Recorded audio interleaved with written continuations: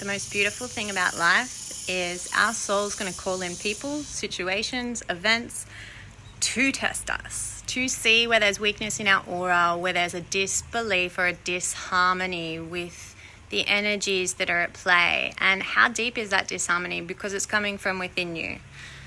So reflect upon the blessings of any triggers or any environment that you may be in right now.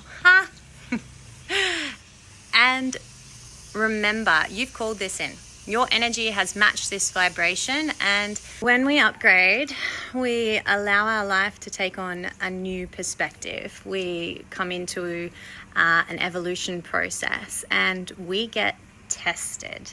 We get tested to see where the points of our personality or our aura are still weak and where our triggers still lie. We can't come into full embodiment of the soul and standing in our full power if we have weak spots in our aura. So we thank our soul for inviting energies in to test us, to make sure that we are still holding true to our integrity, which is our morals, our values, our ethics, our beliefs.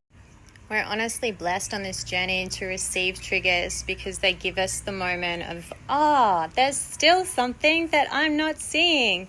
And to understand how long it takes you to move beyond that energy is to work out what is actually happening. Sometimes when we experience an emotional reaction to something, or there's a weighted energy present in an experience that you've had, it's because you also have to grieve simultaneously all of the other opportunities that were possible at that present moment because you've attached to some kind of emotion.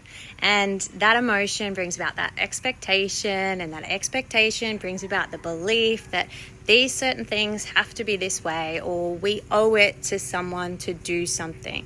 When that comes into our field for us to have a look at, we can really test how here we are in this now moment and how much we're allowing the influence of our environment to shift our consciousness.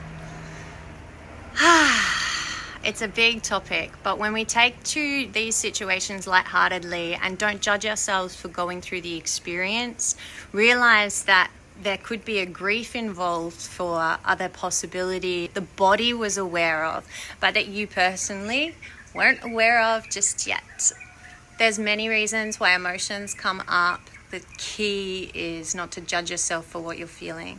It's to allow the expression to flow through you and to return to your center as quickly as you can, so that you can again lead from the heart, lead from love. Recognize when you are out of balance and the energy that it's going to take to bring you back into balance. Reserve yourself from interactions if you cannot control your energy.